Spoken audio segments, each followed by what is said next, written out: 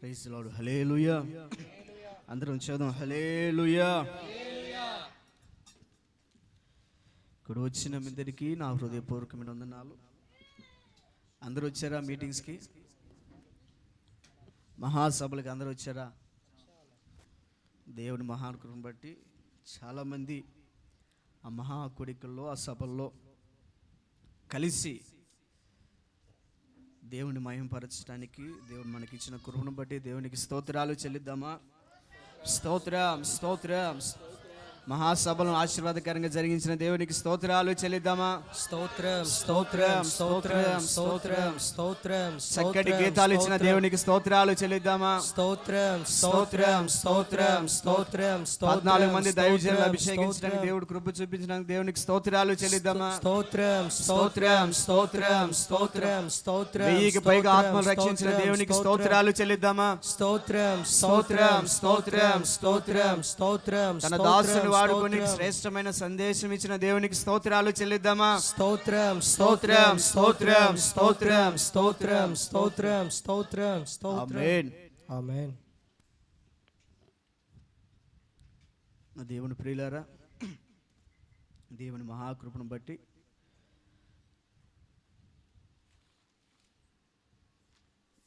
గడిచిన వారం అంతా ప్రభు మనల్ని కాపాడుకుంటూ వచ్చాడు. ఈ పునరుద్ధాన దినం కూడా దేవుడు మాటలు వినటానికి దేవుడు మన కృపనిచ్చాడు. దాన్ని బట్టి ప్రభువుకి మహిమ కలుగును గాక. బైబిల్ గ్రంథంలోంచి కీర్తనల గ్రంథం 55వ కీర్తన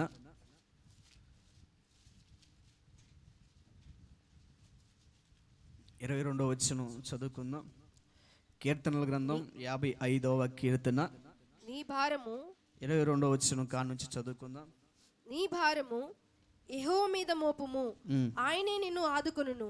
నీతిమంతులను ఆయన ఎన్నడను కదలనీయడు. చాలండి, చిన్న మాట ప్రార్థన చేసుకుందాం. ప్రతి ఒక్కరు కళ్ళు మూసుకొని దేవుని పాదాలు పట్టుకుందాం. దేవా, ఈ పునరుద్ధాన దినమందు నాతో మాట్లాడు. నీ సన్నిధి మాకు తోడై ఉంచి నడిపించమని కోరు. నీ స్వరము మాకు వినిపించండి అయ్యా.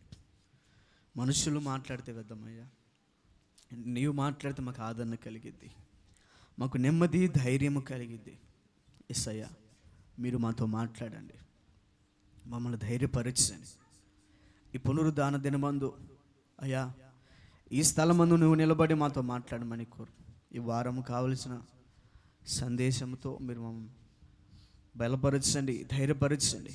ఈ వాక్కును మా హృదయంలో ఫలింపచేయమని కోరు. యేసు నామములో అడుగుచున్నాము తండ్రి, ఆమేన్. మరొకసారి చదువుదామా? నీ భారము యెహోవా మీద మోపుము, నీ భారము యెహోవా మీద మోపుము, ఆయనే నిన్ను ఆదుకొనును. నీతిమంతులను ఆయన ఎన్నడను కదలనీయడు. Praise the Lord. హల్లెలూయా. నా దేవుని ప్రియులరా, ఇక్కడ ప్రభువు అంటాడు, నీ భారము యెహోవా మీద మోపుము. నీ భారము యెహోవా మీద మోపము, ఆయన నిన్ను ఏందంట ఆదుకొనును. నీతిమంతులు ఎన్నడును కదిలింపబడరు. ఈ వచనం మనం చాలాసార్లు విని ఉన్నాం, చదివి ఉన్నాం. అవునా?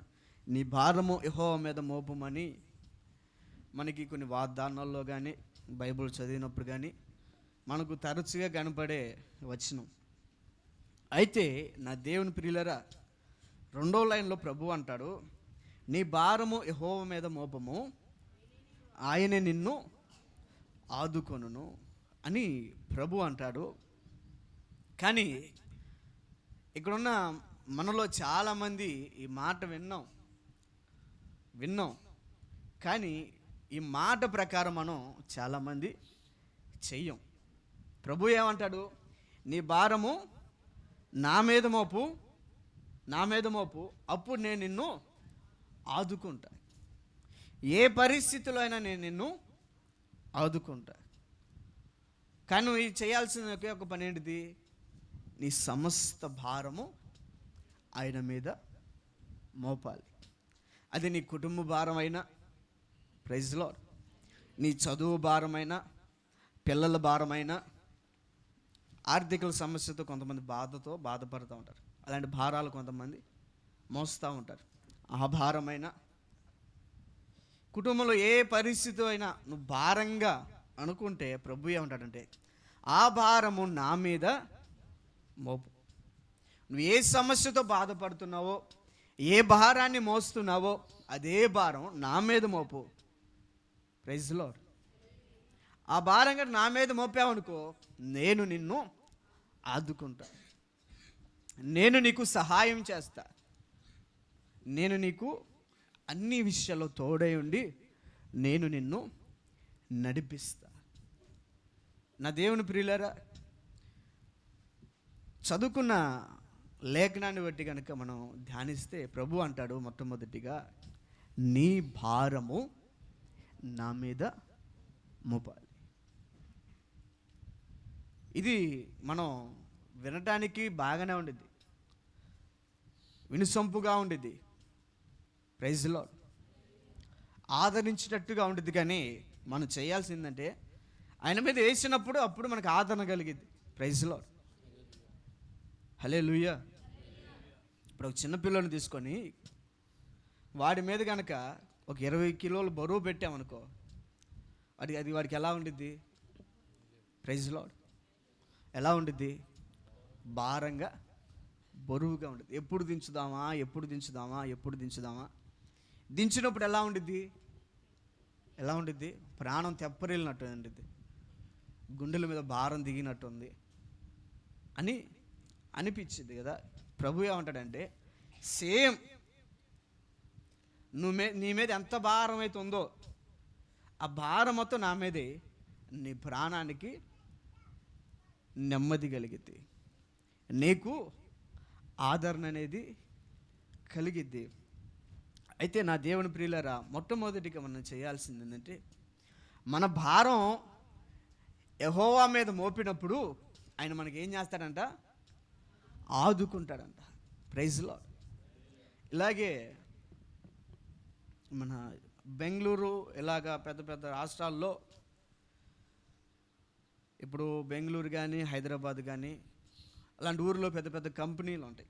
అలాగే బెంగళూరు అనే ప్రాంతంలో జీన్స్ ప్యాంటు, టీషర్ట్లు తయారు చేసి ఒక కంపెనీ ఉందంట. Praise lord. ఏంటిది? జీన్స్ ప్యాంట్లు, టీషర్ట్లు తయారు చేసే కంపెనీ బెంగళూరులో ఉంది. అయితే ఆ కంపెనీలో ఒక క్రైస్తవుడు వర్క్ చేస్తూ ఉండేవాడు. Praise Lord. ఎవరు? క్రైస్తవుడు వర్క్ చేస్తూ ఉన్నప్పుడు దానికి సంబంధించిన యాజమాన్యం ఉండేది కదా. Praise Lord. దాని అధికారులు ఉంటారు కదా, వాళ్ళు ఏం చేశారంటే, మనకి ఇంకా మెటీరియల్ కావాలి, మనకి ఇంకా సరుకు కావాలి, కాబట్టి నువ్వు నమ్మకస్తులాగా ఉండవు, నీకు ఏ పని ఇచ్చినా నువ్వు నమ్మకంగా చేస్తున్నావు కాబట్టి నీకు కొంత అమౌంట్ ఇస్తాం, నీ అకౌంట్లో కొంత అమౌంట్ వేస్తాము, నువ్వు ఈ అమౌంట్ తీసుకొని గుజరాత్ అనే ప్రాంతం ఉంటుంది కదా, గుజరాత్ కానీ ఇంకా రకరకాలుగా దేశాల్లో మనకి క్లాత్ తయారైద్ది కదా, అలాంటి ప్రాంతానికి వెళ్ళి నువ్వు దీనికి సంబంధించిన క్లాత్ కొనుక్కొని రావాలి. ఏది? జీన్స్ ప్యాంటుకి సంబంధించిన క్లాత్, బన్నీకి అంటే టీషర్ట్కి సంబంధించిన క్లాత్ కొనుక్కొని రావాలి అని చెప్పినప్పుడు ఇతని అకౌంట్లో కొంత అమౌంట్ వేశారు. ఇతడు ఫస్ట్ టైము ఫ్లైట్ ఎక్కి వెళ్ళాడు. ఎక్కడికి? గుజరాత్ అనే ప్రాంతానికి వెళ్ళి ఈ మెటీరియల్ మొత్తం కొనుక్కొని దాన్ని మళ్ళీ తేటానికి కుదరదు కాబట్టి వాళ్ళే ట్రాన్స్పోర్ట్ చేస్తారు కాబట్టి వాళ్ళు కొన్ని రోజుల్లో, మేము ఒక వారం 10 రోజుల్లో పంపిస్తాం సార్, మీ అడ్రస్ మాకు ఇవ్వండి అని ఈ వ్యక్తికి చెప్పారంట. ఈ వ్యక్తికి చెప్పినప్పుడు వాళ్ళు ఎంతైతే డబ్బు ఇచ్చారో దానికంటే కొంత ఎక్కువగా అయిపోయింది. అంటే ఇతడు మళ్ళీ రిటర్న్ రావడానికి అంటే మళ్ళీ ఫ్లైట్కి రావడానికి డబ్బు చాలా తక్కువగా ఉండే. Praise lord. అర్థమవుతుందా? ఫస్ట్ వెళ్ళటం ఎలాగెళ్ళాడు?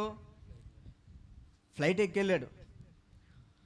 వీళ్ళు అనుకున్న దానికంటే కొంత ఎక్కువ అయిపోయింది. ఇతని దగ్గర ఉన్న డబ్బు కూడా దానికి పెట్టుకొని ఆ సరుకు, ఆ మెటీరియల్ కొన్నాడు. మళ్ళీ ఇతను రిటర్న్ రావటానికి మళ్ళీ ఫ్లైట్ ఎక్కి రావడానికి డబ్బులు అనేవి సాల్లా. అయితే ఏం చేశాడు, అక్కడ నుంచి ముంబై దాకా బస్సుకు వచ్చాడు. Praise Lord. బస్సుకి వచ్చాడు. ముంబైలో పొద్దునే బస్సు ఆగినప్పుడు అక్కడ దిగి మళ్ళీ అక్కడ నుంచి ఎక్కడికి రావాలి, బెంగళూరు తనున్న ప్రాంతానికి రావాలి. అయితే అక్కడ నుంచి ఆ బస్సు దిగి బయటకు వచ్చి ఇంకెక్కడ ట్రావెల్స్ బస్సులు దొరుకుతాయి అనేది కనుక్కోవాలి కదా. కొత్త ప్రాంతానికి వెళ్ళినప్పుడు మనకు అన్నీ కొత్తవి తెలుస్తాయా? తెలీదు. ఎక్కడ ఏది ఉందో పక్కన వాళ్ళని కనుక్కోవాలి. ఇప్పుడన్నా మనకి ఫోన్ వచ్చింది కాబట్టి బస్ స్టాండ్ ఎక్కడో, రైల్వే స్టేషన్ ఎక్కడో మన గూగుల్ మ్యాప్లో కొట్టంగా మొత్తం డీటెయిల్స్ వస్తాయి కదా. ఇక అతను ఏం చేశాడంటే బస్సు దిగి కొద్దిగా బయటకు వచ్చి మొహం కడుక్కొని అక్కడ ఛాయ్ అమ్మే కుర్రోడిని అడిగాడు, అయ్యా ఇక్కడ ట్రావెల్స్ బస్సులు ఎక్కడ ఉంటాయి, నేను పలానా ప్రాంతానికి పోవాలి, నాకు చెప్తే నేను ఆ ఊరు పోతాను అని ఎవరిని అడిగాడు? టీ అమ్ముకునే ఒక కుర్రోడిని అడిగాడు. ఈ కుర్రోడు ఏం చేశాడు, సరేరా చూపిస్తానని కొంత ముందుకు తెచ్చి అక్కడ ఆగాడంట. ఆగినప్పుడు ఒక కారు వచ్చింది. నా దేవుని ప్రియులారా, ఇది నిజంగా జరిగింది. ఒక కారు వచ్చింది. కారు వచ్చి ట్యాక్సీ అంటారు చూడు, ట్యాక్సీ అనే కానీ ఇది ట్యాక్సీ వాళ్ళు అంటారు చూడు, ట్యాక్సీ కారులో వచ్చి అతని ముందు ఆగిందంట. అడిగినప్పుడు ఆ డ్రైవర్ అడుగుతున్నాడు, సార్ మీరు ఏడకు పోవాలి అనేసరికి ఆయన చెప్పాడు, నేను పలానా ఊరికి పోవాలి, బెంగళూరు పోవాలి, ఇక్కడ నుంచి బస్సులు ఎక్కడ అవుతాయో, బెంగళూరు బస్సులు ఎక్కడ అవుతాయో ఆ ప్రాంతానికి కనుక నన్ను తీసుకెళ్తే నేను మా ఊరు వెళ్తాను అనేసరికి అతను ఏమన్నాడు, ఇబ్బంది పడమాకండి, మాకే ట్రావెల్స్ ఉంది, ట్రావెల్స్ బస్సులు మాకుండి, ఈ కారు ఎక్కువ కరెక్ట్గా అక్కడికి తీసుకుపోతాం, నువ్వు అక్కడ టికెట్ కొనుక్కొని మీ ఊరు నువ్వు వెళ్ళిపోవచ్చు. అయితే కారు ఎక్కుతున్నావు కాబట్టి దీనికి మేము డబ్బులు కూడా తీసుకో, ఎందుకంటే నువ్వు ఎక్కుతుంది మా బస్సు కాబట్టి నీకు ఫ్రీ అని చెప్పాడు. అయితే ఈయన ఏం చేశాడు, ఫ్రీయే కదా అని ఆ కారుకి కూర్చున్నాడు. కారుకి కూర్చున్న తర్వాత ఇంకా కొంత ముందుకు పోయిన తర్వాత ఇంకో వ్యక్తి కారు ఆపి కారు ఎక్కాడు. అప్పటికి ఈయన అన్నాడంట, ఎవరైనా ఆయన కూడా నీలాగే వచ్చాడు సార్, ఇతను కూడా ఆడ దింపడానికే అని అనుకున్నాడు. సరే కొంత దూరం పోయిన తర్వాత ముందేమో ఈ బెంగళూరు కుర్రోడు కూర్చున్నాడు. ఇతని పేరు N David. Praise Lord. N David ఇంటి పేరు. అయితే కొంత దూరం పోతానే ఉంది. ఇక వెనకాల కూర్చున్న వ్యక్తి ఏం చేశాడంటే తన దగ్గర ఉన్న బ్యాగ్లో ఒక పదునైన చాకు తీసుకొని అతని గొంతు మీద పెట్టాడు వెనకాల. Praise Lord. ఒక పదునైన చాకు, మన బ్లేడ్ టైపులో ఉంటాయి కదా, పదునైన చాకు తీసుకొని అతను గొంతు మీద పెట్టాడు. గొంతు మీద పెట్టి మారు మాట్లాడకుండా మేము చెప్పిన ప్రదేశానికి నువ్వు రా అని. ఇద్దరు గూఢచారులే, ఇద్దరు దొంగలు. అతనికి అర్థమైపోయింది, అరే దొంగల చేతిలో చిక్కున్నానే, ఎంత పని జరిగింది అని వాళ్ళు గొంతు మీద కత్తి పెట్టినప్పుడు మారు మాట్లాడకుండా కొంచెం దూరం పోయి పొలాల్లో గుండా పాతబడ్డ గూడాలు ఉంటాయి చూడండి, పెద్ద పెద్ద కంపెనీలు గూడాలు, దాంట్లో తీసుకెళ్ళిన తర్వాత అతన్ని కూర్చోబెట్టి కాళ్ళు చేతులు కట్టేసి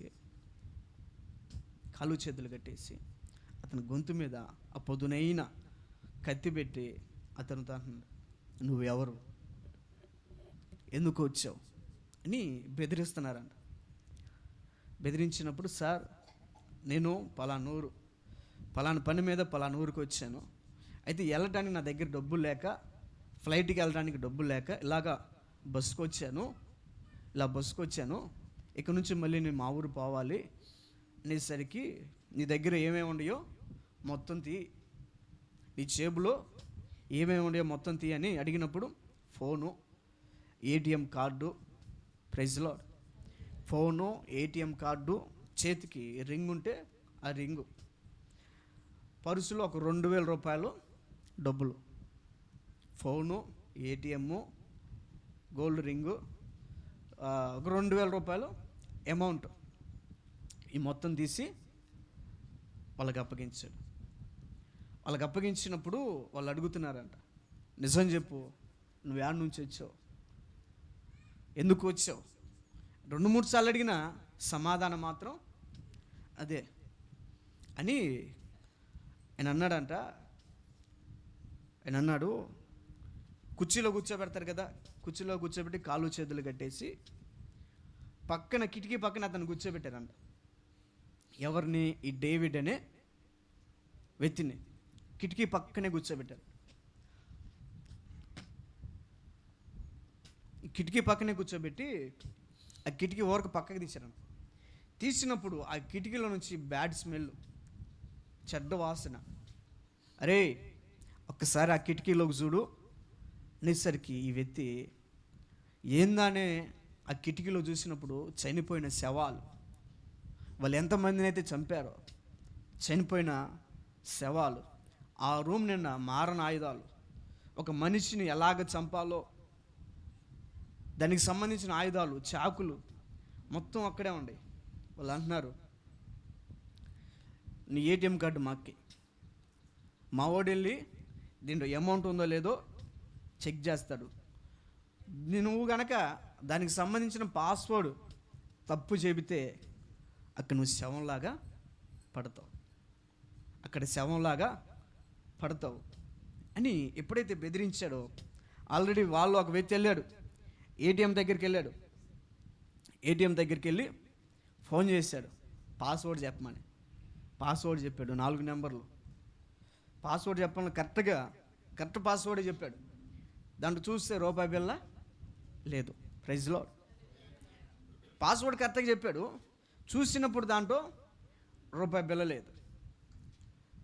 ఇక వాళ్ళు ఏది అడిగినా ఈ వ్యక్తి అబద్ధం చెప్పకుండా అంతా నిజమే చెప్పేస్తాడు. మనం దొంగలు చిక్కితే మనం ఏం చేస్తాం? అంతా అబద్ధాలేక మనం చెప్పేది, అవునా? కానీ ఈ వ్యక్తి ఏం చేశాడు తెలుసా? అంతా నిజం చెప్పేశాడు. అప్పటికి 2-3 సార్లు అడిగారు కదా, నువ్వెవరు ఏందని. అప్పుడు ఆయన అన్నాడు, సార్ నేను క్రైస్తవుని, నేను క్రిస్టియన్ని,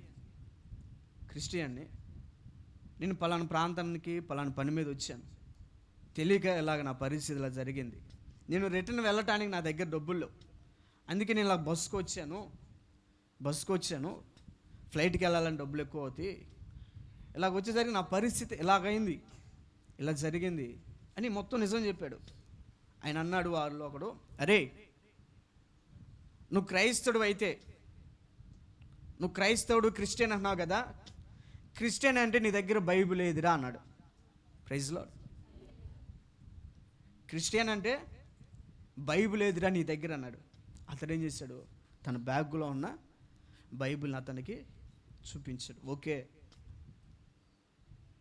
క్రిస్టియన్ అనడానికి మాకు నమ్మకం కలిగింది కాబట్టి మేము నిన్ను విడిచిపెడుతున్నాం, సాయంత్రం కల్లా అంటే ఇంకో రోజు కల్లా నువ్వు మాకు కనపడ్డావు అనుకో, ఇక నిన్ను మేము చంపేస్తాం అని అతన్ని పొద్దున్న 10ంటికి బంధించిన వాళ్ళు సాయంత్రం 6 గంటలకి విడిచిపెట్టారు. ఎన్ని గంటలు అవుతుంది? 8 గంటల అవట్లా. 10ంటికి పట్టుకున్న వాళ్ళు సాయంత్రం 6 గంటలకి అతన్ని విడిచిపెట్టారు. అప్పటి నుంచి ఏమి తినలా, ఆకలి మీద ఉన్నాడు, నీరసంగా ఉన్నాడు. తన దగ్గర 2000 వాళ్ళు తీసుకున్నారు, ఉంగరం తీసుకున్నారు. అతనికి ఏమి ఇచ్చారు? ఒక ఫోన్ మాత్రమే ఇచ్చి పంపించారు. అతన్ని మళ్ళీ వదిలిపెట్టారు. వాళ్ళు అంటారు, అరే మా చేతిలో చిక్కిన వాడు బతికి ఇక్కడి నుంచి వెళ్ళినట్టుగా ఎవరు లేరు, నువ్వొక్కడవే బ్రతికి వెళుతున్నావు, ఎందుకంటే మేము అందరిని అడిగాం, అందరు అబద్ధాలు చెప్పారు, కానీ నువ్వొక్కడవే నిజంగా నిజం చెప్పావు కాబట్టి ఇక్కడి నుంచి ప్రాణాలతో వెళ్ళిపోతున్నావు అని, మా గనక మరుసటి రోజు కనపడ్డావో ఇక నిన్ను చంపేస్తాం అని చెప్పినప్పుడు ఇతడు ప్రాణాపాయంతో అక్కడి నుంచి బయటకు వచ్చాడు. చేతులనేమో రూపాయి బిళ్ళ లేదు.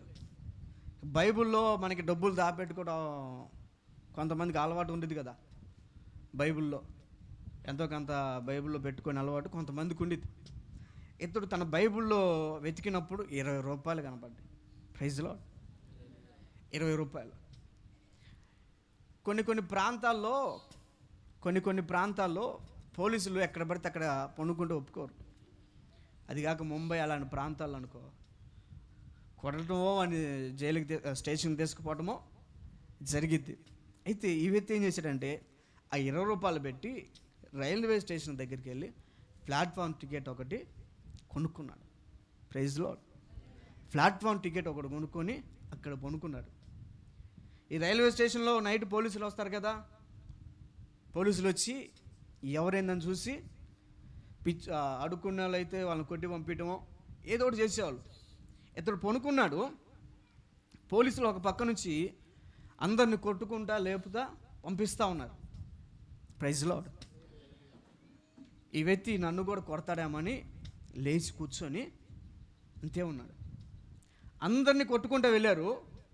ఈ వ్యక్తి దగ్గర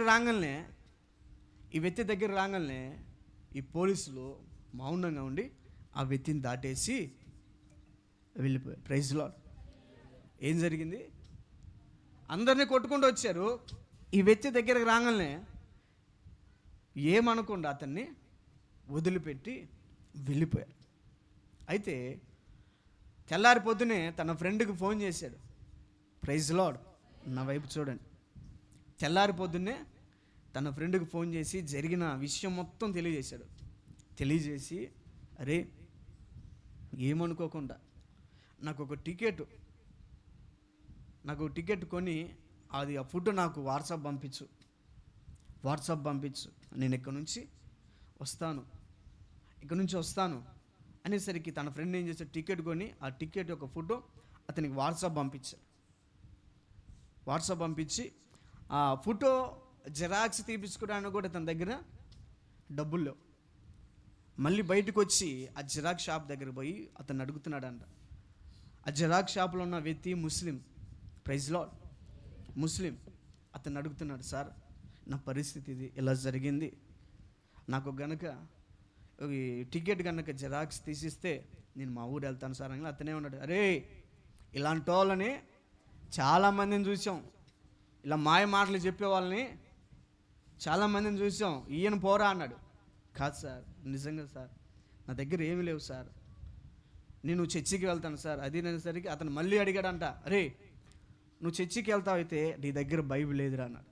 ప్రైజ్ లార్డ్, నువ్వు చర్చికి వెళ్ళేవాడు అయితే నీ దగ్గర బైబిల్ లేదురా అనేసరికి ఆ వ్యక్తికి కూడా బైబిల్ చూపించాడు. బైబిల్ చూపించిన అతను కూడా మనసు మారి అతడికి ఆ జిరాక్స్ అనేది తీసిచ్చాడు. అది తీసుకొని అతడు బస్సు ఎక్కి ఆలోచించుకుంటూ వస్తున్నాడు. ప్రైజ్ లార్డ్, ఆలోచించుకుంటూ వస్తున్నాడు. దేవుడు తన పట్ల ఎంత అద్భుతం చేశాడంటే, ఎన్నో మేలులు చేశాడు అని తను ఎదురైన ప్రతి పరిస్థితి తలపోసుకుంటా ఏడుస్తా ప్రార్థన చేసుకుంటూ దేవుడిని స్తుతిస్తూ ఉన్నాడంట. ఆ వ్యక్తి ఆ రోజు పొద్దున్నే బైబిల్ చదువుకున్నప్పుడు తనకు ఒక వచనం ఎదురైందండి. ప్రైజ్లో మనం పొద్దున్నే లేచి బైబిల్ చదువుకునే అలవాటు ఉండేది కదా. ఇలాగా బైబిల్ దగ్గర పెట్టుకొని ఆ వ్యక్తి బైబిల్ చదువుకున్నప్పుడు దేవుడు అతనితో మాట్లాడాడు. కీర్తన గ్రంథం 18వ అధ్యాయము 18వ వచనంలో, కీర్తన గ్రంథం 18వ అధ్యాయము 18వ వచనంలో నుంచి దేవుడు మాట్లాడుతున్నాడంట. ఆపత్కాలమందు వారు నా మీదకి రాగా యెహోవా నన్ను ఆదుకొనెను. విశాలమైన స్థలమునకు చాలు ఆపత్కాలమందు వారు నా మీదకి రాగా ఆయన నన్ను ఆదుకొనెను. అతడు ఆ రోజు ఈ అధ్యాయం మామూలుగా చదివేసుకొని వెళ్ళిపోయాడు. తర్వాత అతనికి బస్సులో కూర్చున్నప్పుడు ఈ వచనం గుర్తుకొచ్చిందట. ఆపత్కాలమందు వారు నా మీదకి రాగా యెహోవా నన్ను ఆదుకొనెను. ఈ మాట గుర్తుకొచ్చి అతడు దేవుడికి ఎంతగానో స్తుతించాడు, ఎంతగానో దేవుణ్ణి మహింపరిచాడు. నా దేవుని ప్రియులరా, ఈ 18వ అధ్యాయంలో మొదటి వచనం పైన కొంత మ్యాటర్ రాస్తారు. ఎవరు రాస్తున్నారు, అనేది మ్యాటర్ రాస్తారు. ఒకసారి అది కూడా చదువుతారా మీరు? ప్రధాన గాయకునికి ఉమ్, యెహోవా దాసుడైన దావీదు కీర్తన. ఉమ్, అతని శత్రువులందరి చేతిలో నుండి సౌలు చేతిలో నుండి యెహోవా అతన్ని తప్పించిన దినమున దావీదు ఈ గీత వాక్యములను చెప్పి యెహోవాను స్తోత్రించి అతడు ఇట్లా నేను. Praise Lord. దావీదు ఇది ఎందుకు రాశాడంటే, సౌలు కానీ శత్రువులు కానీ అతని మీదకి వచ్చినప్పుడు ఆ పరిస్థితులన్నిటిలోంచి దేవుడు నన్ను కాపాడుకుంటూ వచ్చాడు కదా, దేవుడు నన్ను తప్పించుకుంటూ వచ్చాడు కదా అని ఈ 18వ కీర్తనలో ఈ మాట అన్నాడు. ఆపత్కాలమందు వారు నా మీదకి రాగా యెహోవా నన్ను ఆదుకునెను. మనం చదువుకున్న మూలవాక్యంలో నీ భారము యెహోవా మీద మోపము, ఆయన నిన్ను ఆదుకుంటాడని దేవుడు అన్నాడు కదా. నా దేవుని ప్రియులరా, ఆ రోజు అతనికి అర్థమైంది. ఆ రోజు ఈ డేవిడ్ అనే వ్యక్తి అనుకున్నాడు, నా శత్రువుల చేతిలోంచి యెహోవాయే నన్ను ఆదుకున్నాడు, నా శత్రువు చేతిలోంచి దేవుడే నన్ను కాపాడాడు అని అతడు తర్వాత ఒక సాక్ష్యంలో చెప్పాడు. నా దేవుని ప్రియుల, ఇది నిజంగా జరిగిన సన్నివేశం. నేను మీ అందరికీ చెప్పేది ఏంటంటే, ఈరోజు నీ ప్రతి భారము దేవుని మీద మోపు, నీ ప్రతి సమస్య ఆయన మీద మోపు, ఆయన నిన్ను ఆదుకుంటాడు. శత్రువు చేతిలోంచి పడిపోకుండా ఆయన నిన్ను కాపాడుతాడు. శత్రువు చేతికి నిన్ను అప్పగించడు ఆయన. కానీ నువ్వు చేయాల్సింది ఏంటంటే, ప్రతి పరిస్థితుల్లో కూడా ఎవరి మీద ఆధారపడాలి? ఎవరి మీద? కొంతమంది మనుషుల మీద ఆధారపడతారు. ఎవరి మీద? మనుషుల మీద ఆధారపడతారు. మనుషుల మీద ఆధారపడ్డారు, వాళ్ళు మనల్ని ఆదరిస్తారా? వాళ్ళ అవసరం తీరిన దాకుంటారు, తీరిన వెంటనే విడిచిపెట్టి వెళ్ళిపోతారు. నేను పలానా వ్యక్తి మీద ఆధారపడ్డాను, కానీ అతను నన్ను మోసం చేశాడు. భార్య భర్తలు అయితేనేమో, భర్త ఏమో భార్య మీద ఆధారపడతాం, భార్య ఏమో ఆధారపడాలి. కానీ అన్నిటికంటే ప్రాముఖ్యంగా నువ్వు ఆధారపడాల్సిన వ్యక్తి యేసు ప్రభు ఒక్కడే మీద.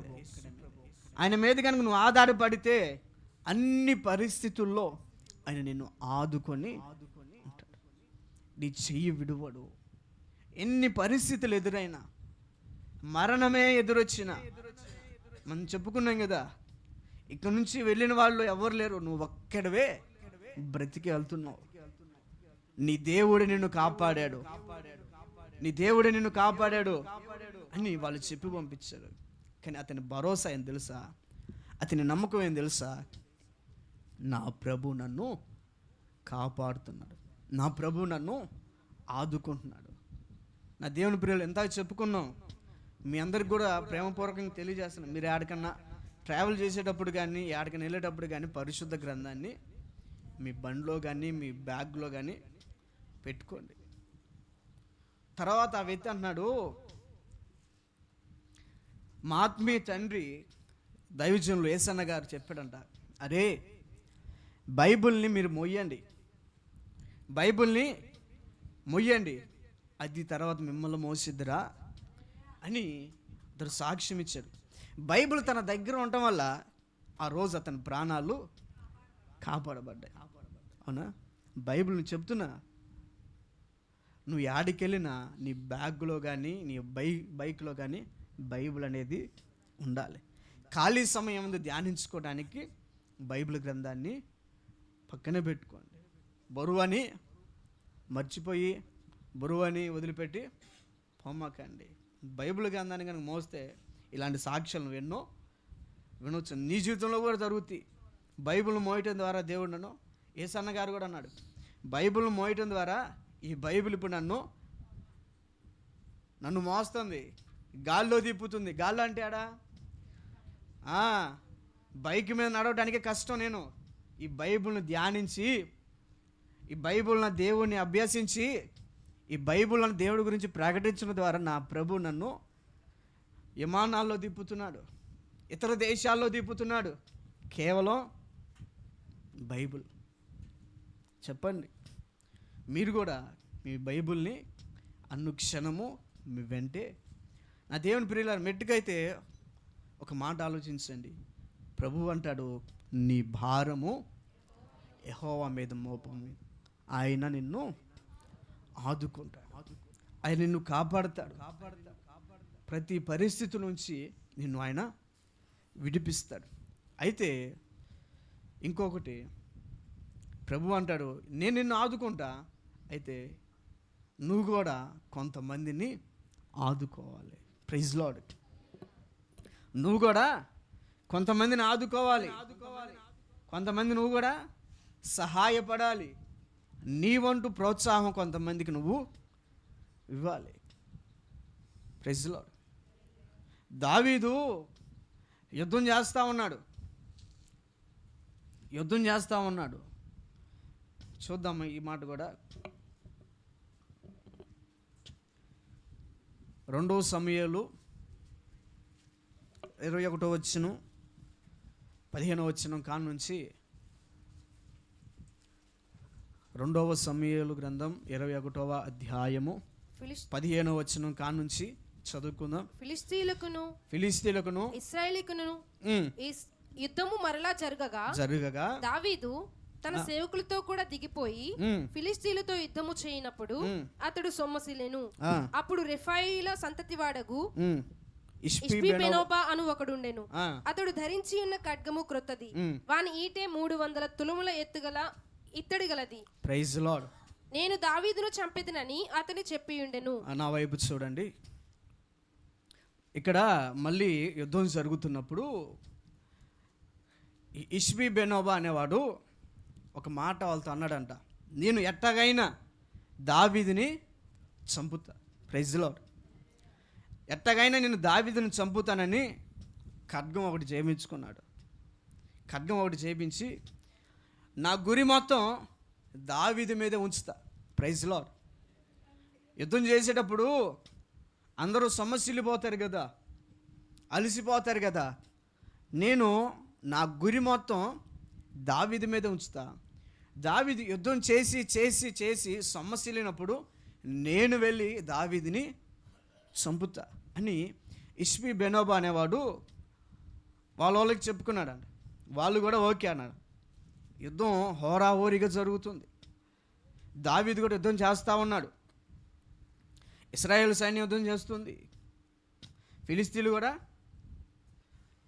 యుద్ధం చేస్తూ ఉన్నారు. దావీదు యుద్ధం చేసి చేసి ఆ యుద్ధంలో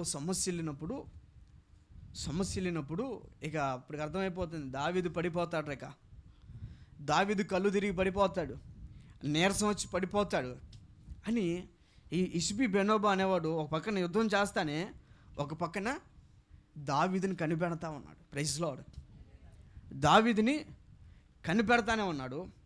ఈ 2 సన్నివేశాలు అభిషేక్ అనేవాడు చూస్తూనే ఉన్నాడు. Praise Lord. దావీదు యుద్ధం చేస్తుంది చూస్తూనే ఉన్నాడు. ఇష్బిబెనోబా అనేవాడు కూడా యుద్ధం చేస్తుంది చూస్తూనే ఉన్నాడు. దావీదు సమస్య వెళ్ళిపోవటం, ఇతడు ఖడ్గం తీసుకొని దావీదు వైపుకి రావటం ఎవరు గమనిస్తున్నారంట? అభిషేక్ అనేవాడు గమనిస్తూ ఉండి దావీదుని వెళ్ళి ఆదుకొని ఈ ఇష్బిబెనోబా అనేవాడిని చంపేశాడు. కిందకు వస్తే ఆ మాట ఉండితే చదువుతారు. అది కూడా 17వ వచనం. సెరూయా కుమారుడైన అభిషేక్ రాజును ఆదుకొని ఆ ఫిలిస్తీయుని కొట్టి చంపెను. Praise lord. ఏం చేశాడంట? రాజుని ఆదుకొని ఆ ఫిలిస్తీయుని. నా దేవుని ప్రియులారా, ఒక్కొక్కసారి ఈ సేవా జీవితంలో, ఈ ఆత్మీయ జీవితంలో మీరు సమస్యలు వచ్చు, దైవజనులు కూడా సమస్యలు వచ్చు. దైవజనులు కూడా సమస్యలు పడిపోవచ్చు. అన్నా మీకేం యుద్ధం ఉండిద్దన్నా మీరు పడిపోవటానికి? Praise lord. ఇప్పుడు రాజులు అంటే యుద్ధం చేశారు, మీరు ఎవరితో యుద్ధం చేశారు? ఎవరన్నా నోరెత్తి మాట్లాడరు కదా, మరి మీరే యుద్ధం చేస్తారన్నా అంటే దైవజనుడు కదా ఒక్కటేనా? Praise lord. దైవజనుడు కదా ఒక్కటేనా? సాతానగాడు వేసే తంత్రాలు ఎన్ని చాలా ఉన్నాయి. రకరకాలుగా వాడు ఒక దైవజన్ని పాడు చేయాలి. యాక్సిడెంట్ల ద్వారా కానీ, అవునా, లేనిపోయిన నిందలు వేయటం కానీ, ఇలాగా దైవజనుని పడేయాలి అన్న ఉద్దేశంతో సాతాను గారు ప్రతిరోజు కనిపెట్టుకొని చూస్తూ ఉంటాడు. అయితే నా దేవుని ప్రియులారా, ఈరోజు సంఘంగా మీ అందరికీ తెలియజేసేది ఏంటంటే, మీరు కూడా దైవజనుణ్ణి ఆదుకోవాలి. Praise Lord. ఇతను కూడా ఆదుకోవాలి. ఇప్పుడు మహాకోటాలు జరిగినాయి. శాలెమన్న ఒక్కడే పనికి పూనుకున్నాడు. Praise lord. పనికి పూనుకున్నాడు. కానీ అన్నతో పాటు ఎన్ని చేతులు కలిసినాయి? Praise lord. ఎన్ని చేతులు కలిసినాయి? దాంతోపాటు మన చేతులు కూడా కలవాలా? ఆ మహాసభలో కూడా మనం కూడా మన చేసి ఆ పరిచర్యకి ప్రోత్సాహం అనేది ఇచ్చామా లేదా? అన్ని చేతులు కలిసినాయి కాబట్టే అన్ని వేల మంది, లక్షల మంది వచ్చి ప్రభువుని మహిమపరిచారు. అయితే నా దేవుని ప్రియులారా, మీ అందరికీ నేను తెలియజేసేది ఏంటంటే, ఈ సేవా జీవితంలో, ఈ పరిచర్యలో దైవజనుడితో పాటు మీరు కూడా ఈ దైవజనుడిని ఆదుకోవాలి. Praise Lord. అన్నా, నీ వెనకాల మేమున్నాం. దేవుడు నీకు ఏది చెబితే అది చెయ్యి. మేము కూడా నీతో పాటు ఉండి యుద్ధం చేస్తాం, మేము కూడా నీతో పాటు నిన్ను ఆదుకుంటాం అన్న చేతులు అనేవి ఉండాలి. అలాంటి వ్యక్తులు కావాలి. అలాంటి వ్యక్తులు సిద్ధపడాలి. నేను చెప్తున్నా, మహాసభల్లో అభిషేకాల కార్యక్రమం జరిగింది కదా.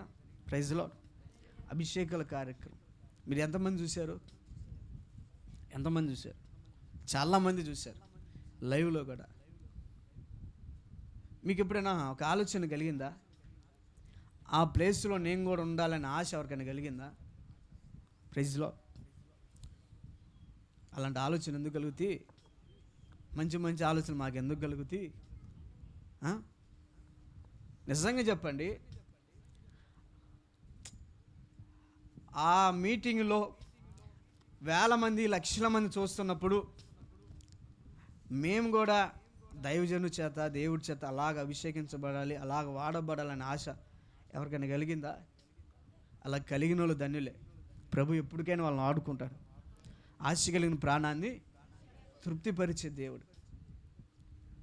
వాళ్ళు ఏమనుకున్నారంటే, ఒక 14 మంది అభిషేకించబడ్డారు. 14 మంది మేము కూడా ఈ సేవా పరిచర్యలో దైవజనుని ఆదుకోవడానికి సిద్ధపడ్డాము.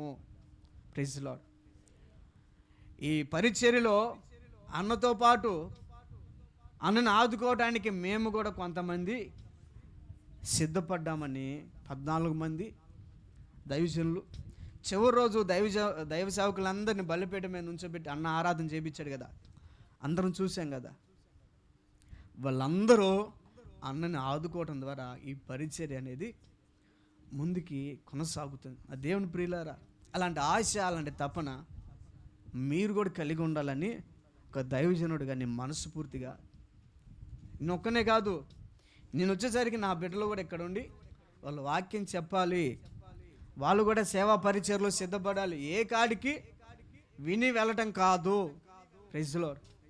ఏ కాడికి విని వెళ్ళటం కాదు, నేర్చుకోవాలి. నేను కూడా సేవకు సిద్ధపడాలి. మేము పచ్చూరు అవతల ఒక ఊరు కూటానికి వెళ్ళాం. ఒక ముసలామ జుట్టు మొత్తం తెల్లగా నడిచిపోయింది. పళ్ళు 1, 2 ఉన్నాయి. Praise lord. 1, 2 ఉన్నాయి. ఆమె అంటుంది, అన్న వాక్యం చెప్పేటప్పుడు ముందే కూర్చొని అన్న వాక్యం విని సత్యదర్శన పుస్తకాలు పంచటం, కొద్దిగా ఎవరైనా వాక్యం చెప్పే వాళ్ళని తీసుకెళ్ళి పలానా గ్రామాన్ని తీసుకెళ్ళి వాక్యాన్ని అందించేది. ఆ రోజు ఆమె అంటుంది, ఎవరో అమ్మమ్మ ఇది, జుట్టు మొత్తం తెల్లగా వచ్చింది, పళ్ళు 1, 2 అవి కూడా ఊగులాడుతూ ఉన్నాయి. ఆమె అంటుంది, నేను ఇంకా నేర్చుకోవాలి అంట. Praise lord. శాలెమయ్య దగ్గర కూర్చొని నేను ఇంకా నేర్చుకోవాలి. మాకు అనిపించింది ఇంకేం నేర్చుకునిద్రేమా అని అనుకున్నాం. కానీ మా మనసులో ఏమనిపించింది తెలుసా? ఆమెలో ఉన్న భారం చూడు. ఇంకా నేను నేర్చుకోవాలి, ఇంకా నా దేవుని సేవ చేయాలని ముసలాం అడుగుతుంది. మనకి ఇంకా వయసు ఏమైపోవాలా? అవునా? పంటి కింద పడితే అన్ని పటపటాలు అవటమే, రాళ్ళు కూడా ఆరాయించుకునే వయసు. ప్రైజ్లో. కానీ మనలో మాత్రం ఆ భారం అనేది ఏ కోచానా కనపడదు. ఏ కోచానా మనం ఎలా ఉండాలో తెలుసా? దావీదుని ఆదుకున్న అభిషేలాగా మనం ఉండాలి. దావీదుని ఆదుకున్న అభిషేలాగా మనం సిద్ధపడాలి. ఈ కాడికి నేను ఏడుంటాం కాదు, నేను కూడా సేవ చేయాలి, నేను కూడా 4 ఆత్మలు రక్షించాలి. ప్రభు ఎదుట నిలబడినప్పుడు బలా నమ్మకమైన మంచి దాసురాలా అని నువ్వు ఈ జీవన పోరాటంలో దేవుని కాక నీ కుటుంబం కోసం కానీ నీ పిల్లల కోసం కానీ ఎంత పోరాడినా నీకు వచ్చే పేరేం తెలుసా? కుటుంబం విషయంలో మంచిగా పరిపాలించావులే కానీ, కుటుంబం విషయంలో కానీ పిల్లల విషయంలో మంచిగా నడిపించావులే కానీ, సేవా విషయంలో నీకు బహుమానము, కుటుంబం విషయంలో బహుమానం వచ్చేమో, ప్రైజ్లో, సేవా విషయంలో నీకు బహుమానం అనేది రాదు. నా దేవుని ప్రియులారా, అభిషేలాగా మనం ఆదుకోవాలి. ఇంకోటి, ప్రార్థనలో కూడా ఆదుకోవాలి. అమాలేకులతో కింద యెహోషువ యుద్ధం చేస్తూ ఉన్నాడు. మోషే ఏం చేస్తున్నాడు? చేతులెత్తి ప్రార్థన చేస్తూ ఉన్నాడు. నిర్గమాకాండం 17వ అధ్యాయము ఒక్క మాట చెప్పి నేను ముగిస్తాను. 11వ వచనం కాడ నుంచి. మోషే తన చెయ్యి పైకెత్తినప్పుడు ఇశ్రాయేలు గెలిచిరి. మోషే తన చెయ్యి దింపినప్పుడు అమాలేకీయులు గెలిచిరి. మోషే చేతులు బరువెక్కగా వారు ఒక రాయి తీసుకొని వచ్చి అతడు దాని మీద కూర్చుండుటకై దాన్ని వేసిరి. అహరోను హూరులు ఒకడు ఈ ప్రక్కను ఒకడు ఆ ప్రక్కను అతని చేతులు ఆదుకొనగా అతని చేతులు సూర్యుడు అస్తమించే వరకు నిలకడగా ఉండేది. ఏం చేశారంటే వీళ్ళు, అయ్యా రాయి తెత్తాం కానీ రాయి మీద కూర్చొని ప్రార్థన చేయమన్నాడా? ప్రైజ్లో. రాయి వేసారు, రాయి మీద కూర్చోబెట్టారు. ఏం చేశారు? 2 చేతులు మోషే చేతులు ఎత్తినప్పుడల్లా ఇశ్రాయేలు గెలుస్తూ ఉన్నారు. ఎప్పుడైతే దించారో అందరూ ఓడిపోతారు. ఏందిరా, ఎందుకు ఓడిపోతున్నాం, ఎందుకు గెలుతున్నాం మనకేం అర్థం కావట్లేదని అహరోను హూరులు ఇద్దరు చూసి గమనించారు. అరే, జయము మన బలంలో లేదు, జయము మన జ్ఞానంలో లేదు, జయము మోషే ప్రార్థనలో ఉంది. Praise Lord. మనకి జయము మోషే ప్రార్థనలో ఉంది. మోషే చేతులు ఎత్తినప్పుడేమో మనం గెలుస్తున్నాం, మోషే చేతులు దింపినప్పుడు ఓడిపోతున్నాం. కాబట్టి వీళ్ళిద్దరూ గుర్తించి ఒక రాయి మీద అతను కూర్చోబెట్టి చేతులు పైకి ఎత్తినప్పుడు ఇటువైపు ఒకళ్ళు, కుడివైపు ఒకళ్ళు, ఎడమవైపు ఒకళ్ళు, ఇద్దరు చేతులు పట్టుకొని అతన్ని ఆదుకొనగా ఇశ్రాయేలీలు గెలిచిరి. Praise lord. దైవజనుడి కోసం నువ్వు కూడా ప్రార్థనలో ఆదుకోవాలంట. ప్రార్థనలో ఆదుకోవాలి.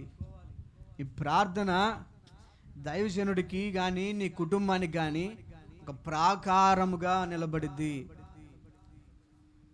దాన్ని ఎవరు కదిలించలేదు.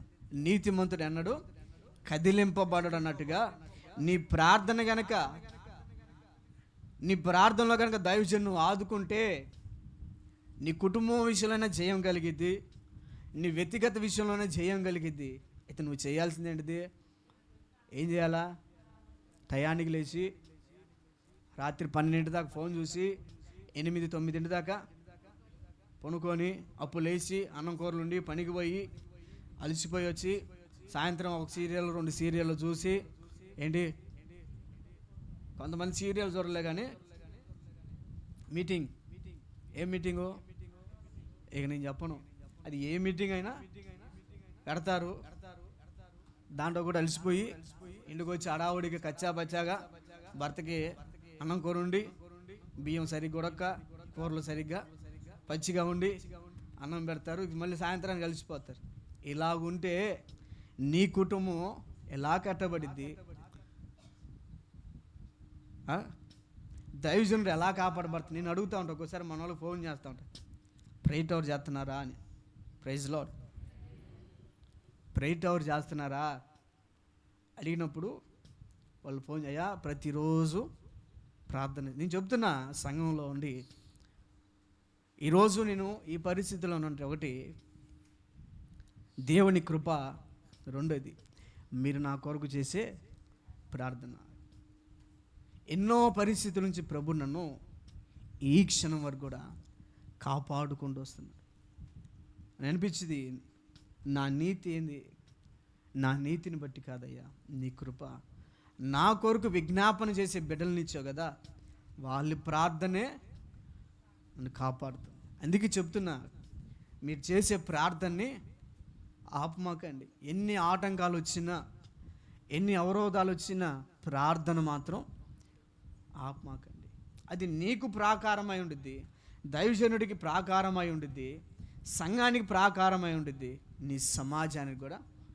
ఈ విధంగా నువ్వు దైవజనుని ఆదుకోవచ్చు, ఈ విధంగా నువ్వు నీ కుటుంబాన్ని ఆదుకోవచ్చు, ఈ విధంగా నువ్వు నీ సమాజాన్ని ఆదుకోవచ్చు. నా దేవుని ప్రియులరా, 3 మాటలు చెప్పాను నేను. మూడేనా మూడా కాదా? ఏమేంటి చెప్తారా? 3 అన్నారు, చెప్పండి.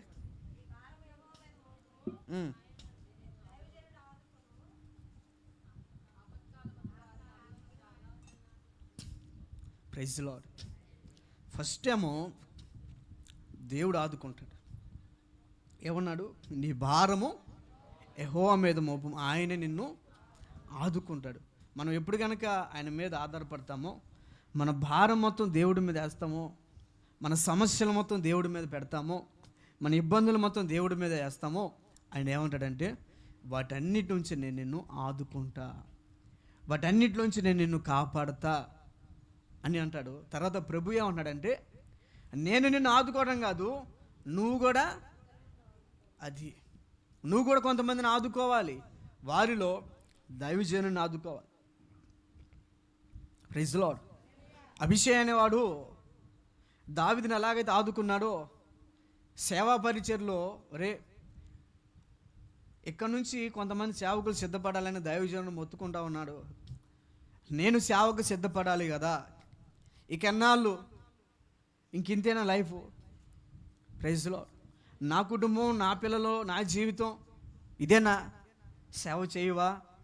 మరి ఇక్కడ ఎవరున్నారో తెలియదు, కానీ దేవుని ఆత్మ స్పష్టంగా అంటుంది, ఇకనైనా నువ్వు దేవుని సేవకు రావా? ఇకనైనా దేవుని పని చేయవా? ఎన్నో ఆత్మలు నశించిపోతున్నాయి, ఎన్నో జీవితాలు పతనమైపోతున్నాయి. ఇకనైనా నువ్వు నడుము కడతావా? ఆలస్యం చేయమాకు, ఇంకా సమయం ఉంది అని ఆలస్యం చేయమాకు. ఆలస్యం చేయడం ద్వారా ఎన్నో ఆత్మలు నశించిపోతున్నాయి. నేను నా దైవజనుని ఆదుకోవాలి, ఈ పరిచర్లో నేను కూడా వాడబడాలి నా భారం కావాలి. ప్రార్థనా జీవితంలో దైవజనుని ఆదుకోవాలి, నా ప్రార్థన నా దైవజనునికి ప్రాకారంగా నేను వేయాలి, నా ప్రార్థన ద్వారా నా దైవజనుని ఆదుకోవాలి. ఆయన నిలబడితేనే జయము కలిగిద్ది. శాలేమన్నకి ఎంతమంది ప్రార్థన ప్రాకారం ఇచ్చారు, ప్రార్థన ద్వారా ఆదుకున్నాడు. చూసాము కదా, కనులారా ఎన్నో ఆత్మలు రక్షించబడ్డాయి. ఎంతమంది ప్రభువుని మహిమపరిచారు, ఎంతమంది బలహీనులు బలపరచబడ్డారు. చూడండి, ఒక దైవజనుడు కనుక నిలబడితే జయమే కలిగిద్ది, అపజయము కలగదు. నా దేవుని ప్రియులారా, నువ్వేం చేయాలి? సేవా పరిచర్లో ఆదుకోవాలి. అన్నా పలానా రోజు కూటమి ఉంది, ఏమైనా అవకాశం ఇస్తే 4 మాటలు నేను చెప్తానన్న వాళ్ళు అలాంటి వాళ్ళ కోసం అండి ఆశపడేది. చాలామంది ఏమంటాడు, ఏ కాడికి నేనే చెప్పటం కాదు, మీరు కూడా చెప్పాలి. 3 నుంచి 4 సంవత్సరాలు నా ఎదుట ఎవరైనా కూర్చున్నారు, నాకేమనిపించింది? కోపం వచ్చింది. ఎందుకు? ఏ కాడికి వెంటనేనా పరిచయలో అన్నా ఇన్వాల్వ్ అవ్వాలి, లేకపోతే సేవా పరిచయలో కన్నా. మరి మీరు ఎన్ని సంవత్సరాల నుంచి బాప్తిసం తీసుకొని నిలబడ్డారో మీకే తెలుసు. అయితే నా దేవుని ప్రియులారా, దేవుడు కానీ ఒక దైవజనుడు కానీ నేను ఆశించేది ఏంటంటే, మీరు కూడా ఈ సేవా పరిచర్లో వాడబడాలి. మీరు కూడా ప్రార్థనా పరిచర్లు వాడబడాలి, ఆదుకోవాలి. ఆదుకున్నప్పుడే దైవజనుడు నిలబడతాడు. ఆదుకున్నప్పుడే జయాన్ని మనం కనులారా చూడగలం. ఈ ఆత్మీయ జీవితంలో, ఈ సేవా జీవితంలో నువ్వు చేయాల్సింది ప్రాముఖ్యమైనది పరిచర్లు ఆదుకోవాలి. ఇంకోటి ప్రార్థనా జీవితంలో ఆదుకోవాలి. దేవుడి మీద ఆధారపడిన వాడికి దేవుడు అన్ని విషయాల్లో తోడై ఉంటాడు, అన్ని పరిస్థితుల నుంచి కాపాడుకుంటూ వస్తున్నాడు. ప్రభు ఏమన్నాడు? నేను ఆదుకుంటా. ఓకే, మరి నువ్వు ఆదుకోవా? ఎన్నాళ్ళు నా ప్రేమను రుచి చూసి అంతే ఉంటావా? నా ప్రేమను ప్రజలకు చాటవా? తెలియజేయవా? పాటలైతే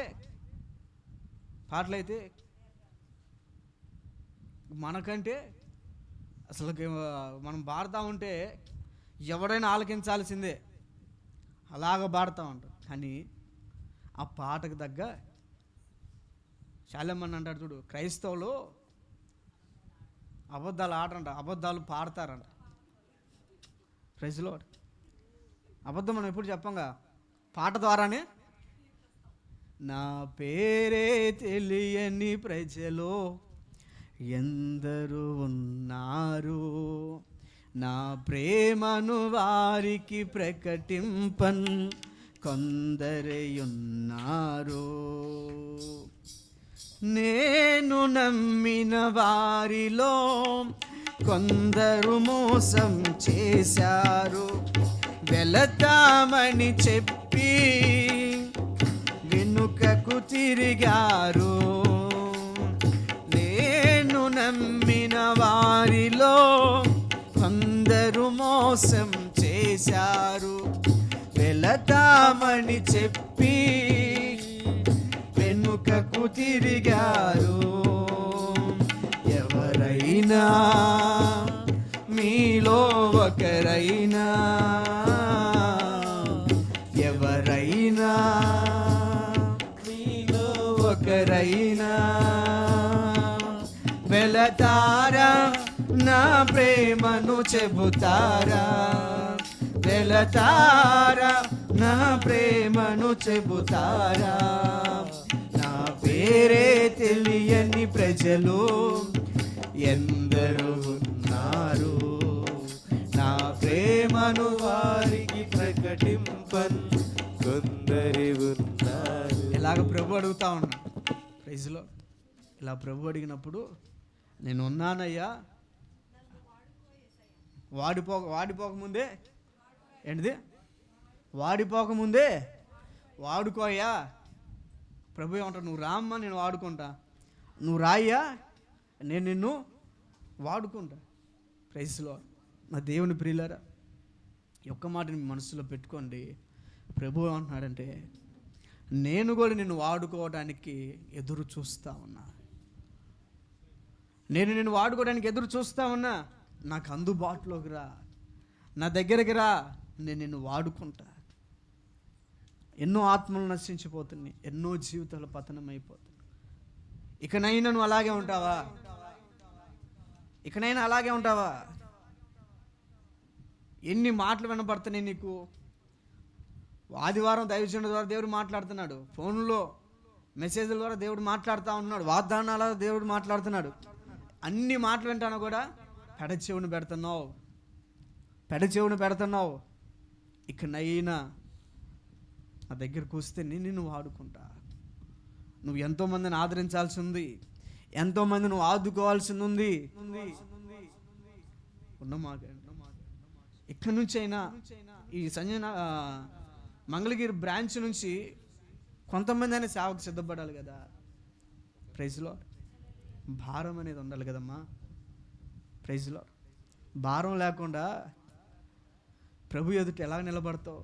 ప్రభు ఎదుట ఎలా బహుమానాలు తీసుకుంటావు? బహుమానాలు కావాలనే ఆశ, అవునా? బహుమానాలు కావాలనే ఆశ. బహుమానం కావాలంటే ఏం చేయాలి? పోరాడాలి కదా, యుద్ధంలో గెలవాలి కదా.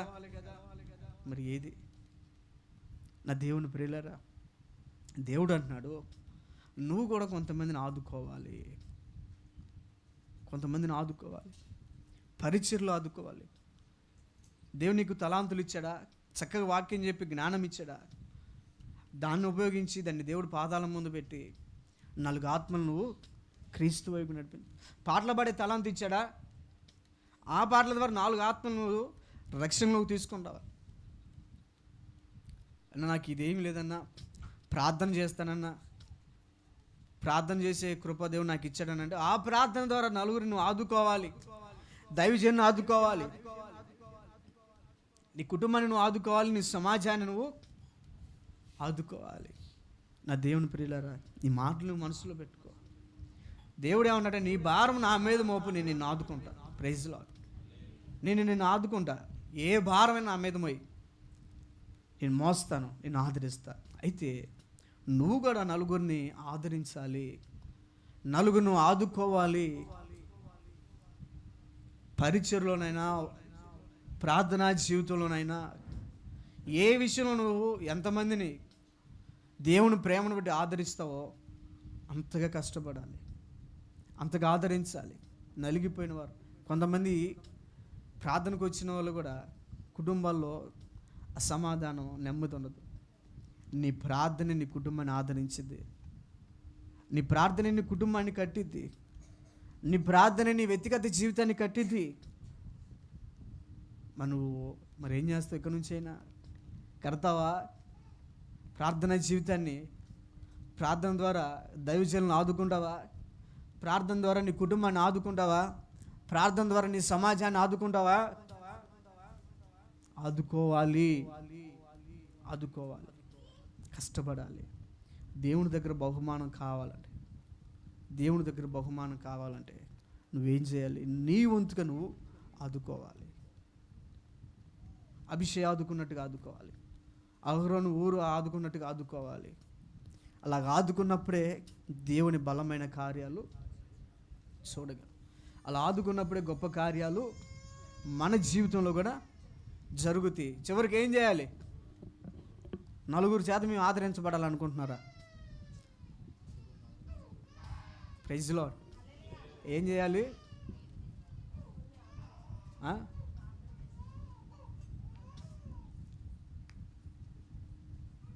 ఇప్పటిదాకా ఏమన్నారు? ఇప్పటిదాకా ఏమన్నారు? ఎవరిని?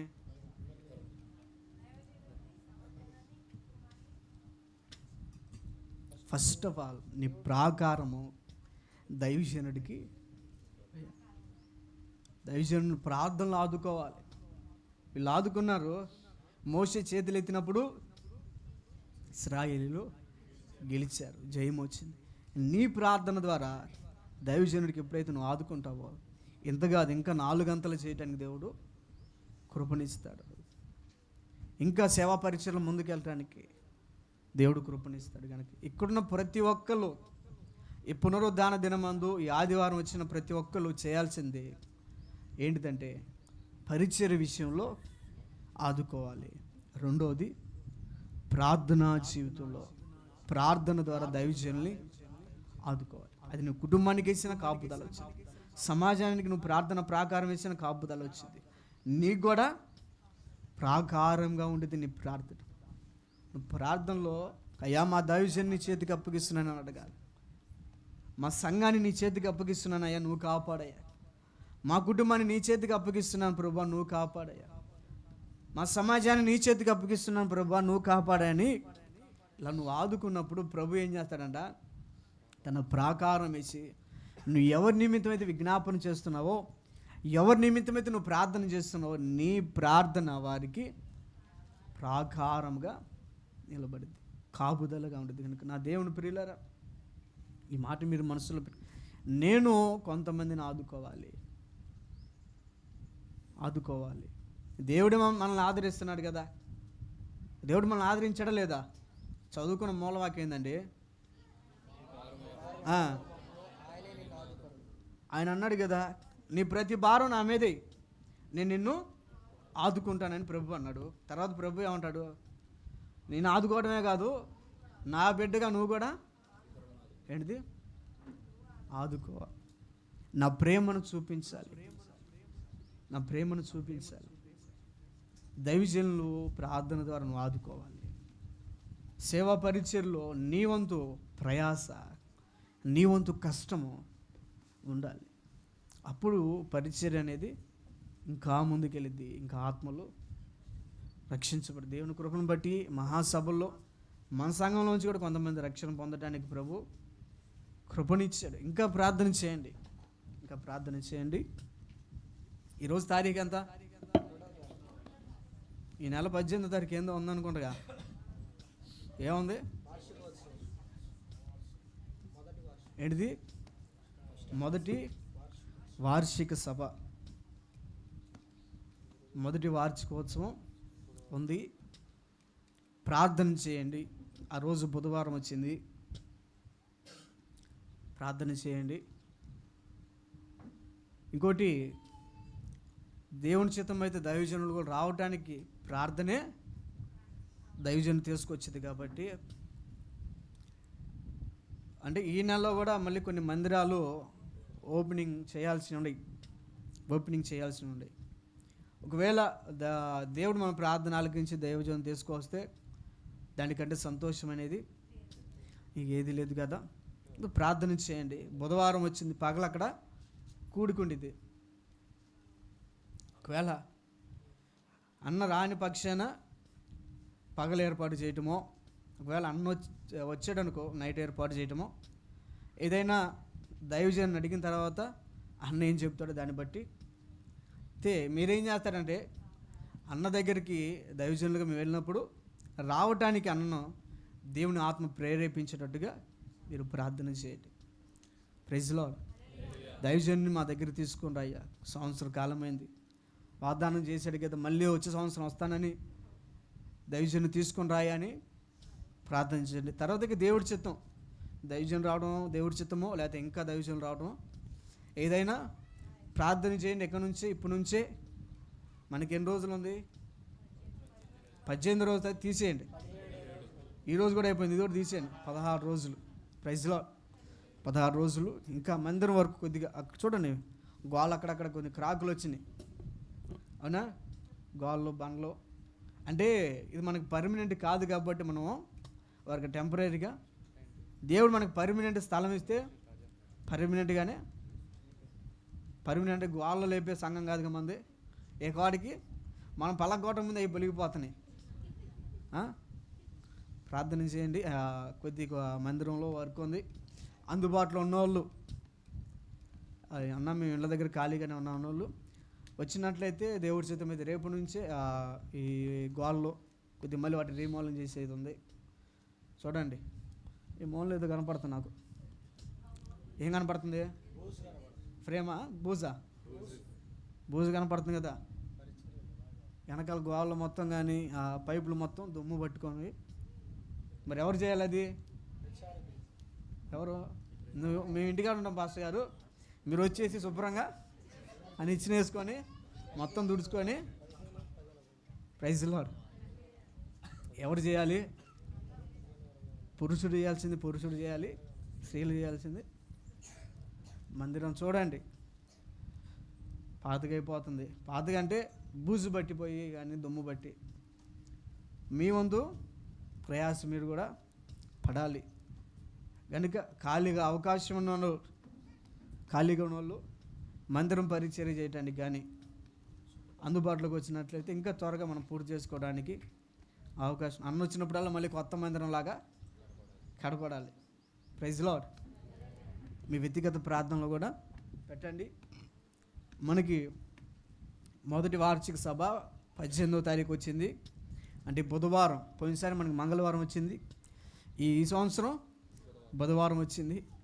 ఏదైనా మీ ప్రార్థనే ఈ సభ ఆశీర్వాదకరంగా జరగటానికి. Praise lord.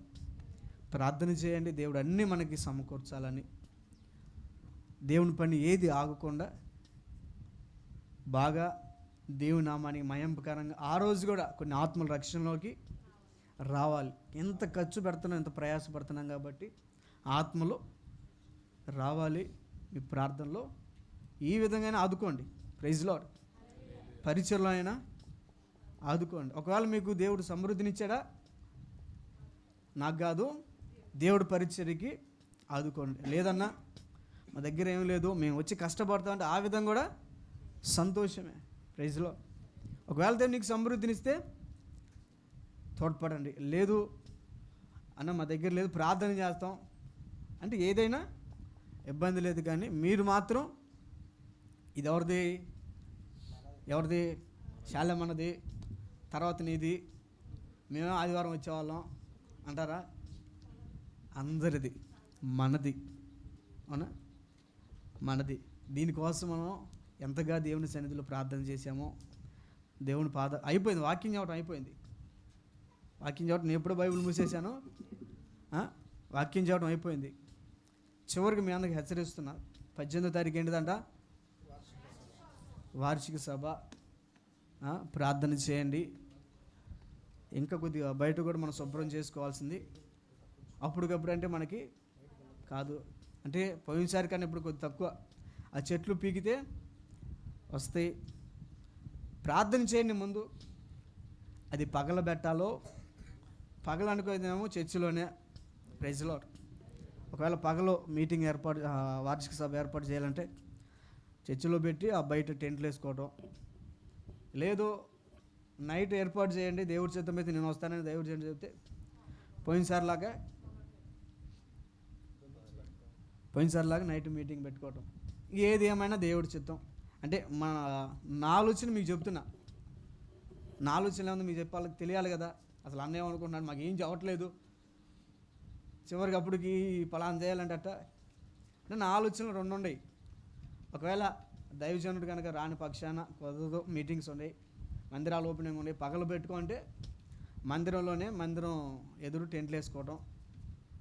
లేదు వస్తాను ప్రార్థన చేయి, వస్తానంటే బయట ఓపెన్ మీటింగ్ లాగా పెట్టుకోవటం. ఇది నా ఆలోచనలో ఉంది. ఇక దైవజనుడి దగ్గరికి వెళ్ళినప్పుడు అన్నయ్య చెప్తాడు, దాన్ని బట్టి మనం ఫాలో అవటం. అన్న ఆలోచన మేరకు, దేవుడిచ్చిన జ్ఞానాన్ని మేరకు అలాగే వెళ్ళటం. ఏదైనా మీరు ఏం చేయాలి? అది అన్ని విధాలుగా ఆదుకోవాలి. చెప్పాక నీ దగ్గర ఉంటేనే. నా దేవుని ప్రియులారా, మనకి ఇంకా అప్పు అనేది ఉంది. పోలా మందిరాన్ని తెచ్చిన అప్పు దేవుని మహాకృపను బట్టి మీరు ఇచ్చిన దాంట్లోనే చిన్నగా దానికి ఒక 50,000 దాకా ఇచ్చింది ఇప్పుడు దాకా. ఇది కూడా చెప్పుకోవాలి కదా. మనకి ఎందుకు ఇలా చెప్తున్నావు అంటే, ఇది కొంతమంది ఏమనుకుంటున్నారంటే అందుకే వత్తని తీసుకొని పోతున్నారు. కొందరు వత్తని తీసుకొని పోతున్నారు. కాదండి, మీరు ఇచ్చిన ఒక్కొక్క రూపాయి ఈ పరిచర్య ఖర్చు పెట్టడం, ఇంకొక రూపాయి మిలిగిందనుకో, ఇంకో రూపాయి యాడ్ చేసి మనం అప్పు తెచ్చాం కదా, అప్పు కట్టుకోవాలి కదా. ఈసారికి దేవుడు మనకి సమృద్ధినిచ్చి పెద్ద మందిరం ఇచ్చాడు అనుకో, వాడు మళ్ళీ మనకి ఇవ్వాలి కదా. అవునా? కాబట్టి ఇప్పుడు దాకా మనకి 1,30,000 ఎంత ఉన్నది, ఒక 50,000 కట్టేసాం. దేవుని మహాకృపను బట్టి, మీ ప్రోత్సాహాన్ని బట్టి ఇంకా కొంత ఉంది. అది కూడా దేవుడు తీరుస్తాడు, మనకి ఇబ్బంది ఏమీ లేదు. అయితే మీ బాధ్యత, మీకు ఒక మాట హెచ్చరిస్తున్నా, ప్రభు మీకు ఒకవేళ ఇస్తే పరిచర్యకి తోడ్పడి దీన్ని ఇంకా మనం ముందు తీసుకెళ్ళండి. నా దేవుని ప్రియులారా, 1 సంవత్సరం ఆల్రెడీ మనకి అయిపోయింది లీజ్. ఇక ఎన్ని సంవత్సరాలు ఉంది? 2 సంవత్సరాలు. 2 సంవత్సరాలు ఉండే. ప్రార్థన చేయండి, ప్రభు ఈసారి మనకు ఒక సొంత స్థలము ఇవ్వాలని. అన్ని వసతులు, వాటర్ కానీ, కరెంటు కానీ, రోడ్డు విషయంలో కానీ ఏది ఇబ్బంది లేకుండా ఇవ్వాలి. మొదట్లో తండ్రి సన్నిధి పరిచర్య ప్రారంభంలో 2012లో ఇప్పుడు మనకున్న మందిరం ఉంది, ఒక్క మందిరమే. వర్షం పడితే బురద దగ్గరగా గిలకల పైకి, వారం కొన్ని ట్రక్కులు వచ్చి మట్టి పోసేది, అయినా బురద వర్షం పడినప్పుడల్లా పోవడానికి ఇబ్బంది. ఒక్కొక్కసారి రోడ్డు బాగుందా, చుట్టుపక్కల వాళ్ళు రోడ్డు ఇవ్వడానికి ఇబ్బంది పెట్టేవాళ్ళు. అవునా కదా? మీలో చాలామంది, కొంతమంది తెలుసు అక్కడ పరిస్థితులు ఎలా ఉండేవి. కానీ ఇప్పుడు చూడండి, ప్రభు ఎటువంటి ఇబ్బంది లేకుండా మనకి ఒక సొంత రోడ్డు ఇచ్చాడు. ఇక్కడ ఎక్కితే డైరెక్ట్గా చర్చి దగ్గరికి పోయేటట్టుగా మనకు ఒక ఆర్చి, ఒక రోడ్డు, విశాలమైన అంటే మొదట్లో కష్టాలు అనేది ప్రతి ఒక్కళ్ళు పడాలి. మొదట్లో ప్రతి ఒక్కళ్ళు ఇబ్బంది పడాలి. మనకి అనుభవాలు లాంటి, సాక్ష్యాలు లాంటి. అవునా? మీరు ప్రార్థన చేశారు కదా, ఇప్పుడు ఆ కాలువ లేకుండా, నీళ్ళు అనేది ఆకుండా ప్రభు ఒక ద్వారం తెరిచినట్టే. ఈసారి నీళ్ళు వచ్చినా కాలువలో కూడా వెళ్ళిపోతాయి. ఇలాగా ప్రార్థన చేయండి, దేవుడు కార్యాలు చేస్తాడు. మీరు మాత్రం ప్రార్థన అనేది మరిచిపోమాకండి. మీరు ఆదుకోవాలి దైవజనుని, సంఘాన్ని, కుటుంబాన్ని. ఆదుకున్నప్పుడు వాళ్ళకి ప్రాకారమై, నీ ప్రార్థన వాళ్ళకి ప్రాకారమై ఉంటుంది కనుక ప్రార్థనా జీవితంలో ఎవరు అశ్రద్ధగా ఉండమాకండి. దేవుడు అటు కృప మనందరికీ అనుగ్రహించును గాక. ఆమేన్. అందరూ కళ్ళు మూసుకున్నట్లయితే ప్రార్థన చేద్దాం. ప్రతి ఒక్కరు ఈ పునరుద్ధాన దినాన దేవుడు అంటున్నాడు, దేవుని ఆత్మ స్పష్టంగా అంటుంది, నేను నిన్ను ఆదుకుంటున్నా, అన్ని పరిస్థితుల్లో నీ భారము నా మీదే, నేను నిన్ను ఆదుకుంటానని ప్రభు సెలవిచ్చాడు. అయితే మళ్ళీ ప్రభు అంటాడు, ఏ కాడికి నా దగ్గర నుంచి ఆదరణ పొందటమేనా? కాదు, నువ్వు కూడా నలుగురిని ఆదుకోవాలి, నువ్వు కూడా 4 జీవితాలు వెలిగించాలి, నువ్వు కూడా సేవా పరిచయంలోకి ముందుకు రావాలి.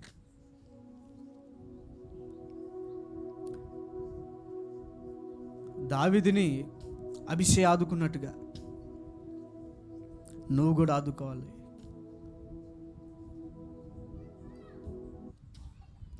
ఈ సేవా జీవితంలో, ఈ సేవా పోరాటంలో దైవజనులు అందరూ కష్టపడుతున్నారు. వారిని నువ్వు ఆదుకోవాలి. నేనున్నానయ్యా, నన్ను వాడుకో యేసయ్యా అని ఆదుకోవాలి.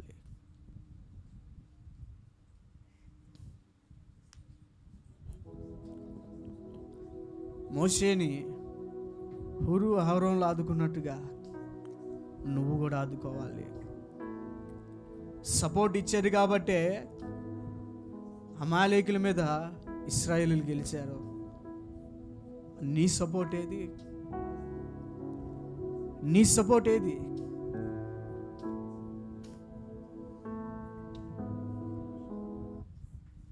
స్తోత్రం నాయనా.